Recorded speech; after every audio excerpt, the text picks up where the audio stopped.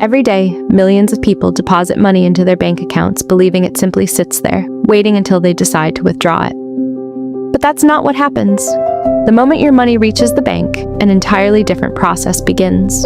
One that most people never see and very few truly understand.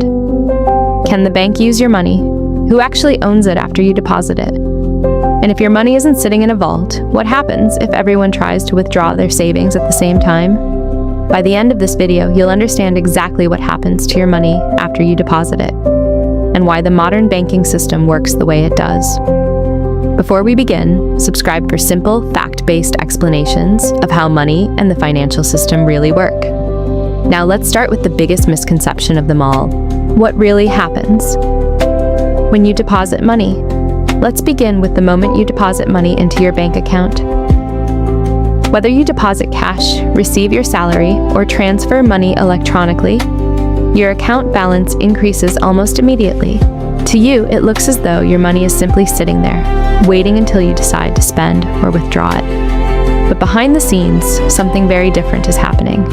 When you deposit money into a bank, you are not renting a personal storage locker. You are placing your money with a financial institution that is licensed to accept deposits and provide banking services. In return, the bank records the amount you deposited and promises to make those funds available to you according to the terms of your account. This is why you can check your balance at any time, transfer money, use your debit card, or withdraw cash when you need it. Your account balance is a record of what the bank owes you. That surprises many people. Most people imagine that every dollar they deposit remains untouched in a vault with their name on it. In reality, modern banking doesn't work that way. Banks are designed to move money through the economy, not simply store it. So if your money isn't sitting untouched in a vault, what is the bank actually doing with it? That's where the story becomes even more interesting.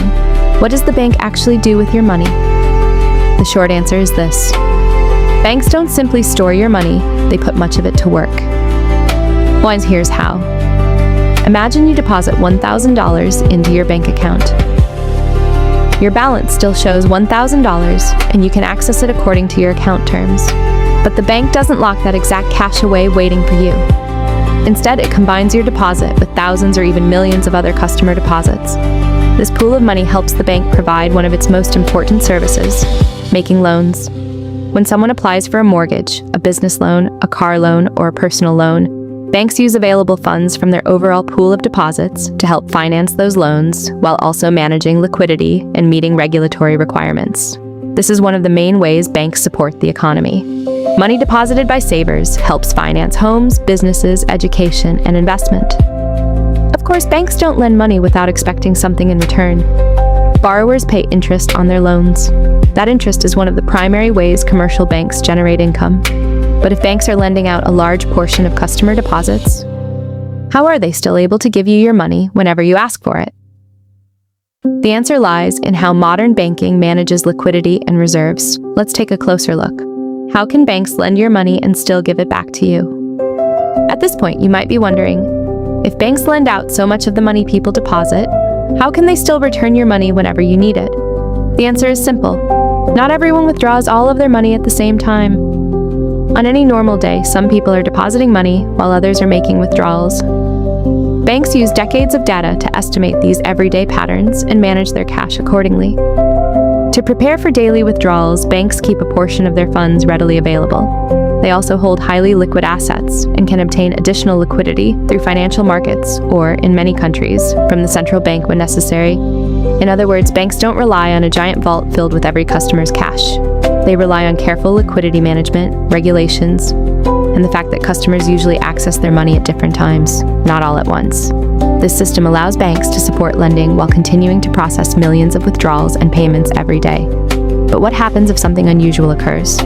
What if thousands or even millions of customers suddenly lose confidence and all try to withdraw their money at the same time? That's called a bank run. And throughout history, bank runs have caused some of the biggest banking crises the world has ever seen. Let's see why. What happens during a bank run? Now imagine this. A rumor begins to spread that a bank is in trouble. Customers become nervous. Some rush to the nearest branch to withdraw their money. Others transfer their savings to different banks. News spreads quickly, and within hours, thousands of people are trying to withdraw their deposits at the same time. This is known as a bank run. Ironically, a bank run can cause serious problems, even for a bank that was financially healthy just days earlier. Why? Because banks are not designed to keep all customer deposits in cash. Much of their money has already been committed to loans and other assets that cannot be turned into cash instantly. When too many people demand their money at once, the bank may struggle to meet those withdrawals immediately. To reduce this risk, banking systems around the world are built with multiple layers of protection. Banks must follow liquidity regulations set by financial regulators. Central banks can provide emergency liquidity to solvent banks facing short-term funding pressure. And in many countries, eligible deposits are protected by government-backed deposit insurance up to specified limits. These safeguards are designed to strengthen confidence in the banking system and reduce the risk of widespread panic. But this leads to one final question. Should you actually be worried about keeping your money in a bank? The answer may surprise you. So, should you trust banks? After hearing all this, you might be wondering whether it's still safe to keep your money in a bank. For most people, the answer is yes. Modern banking systems are designed to balance two important goals: giving customers access to their money while using deposits to support lending and economic activity. Banks operate under strict regulations, are supervised by financial authorities, and in many countries, eligible deposits are protected by deposit insurance up to legal limits. That doesn't mean banks can never fail. History has shown that failures can happen. But today's banking systems include multiple safeguards designed to protect customers and maintain confidence in the financial system. The biggest lesson from this video isn't that banks are hiding your money. It's that banks aren't vaults, they're financial intermediaries. Your deposits help keep the economy moving by supporting lending, businesses, home ownership, and investment, while banks work to ensure customers can still access their money when needed. Once you understand that, the modern banking system becomes much easier to understand. And if you learned something new today, leave a comment with the word "learned."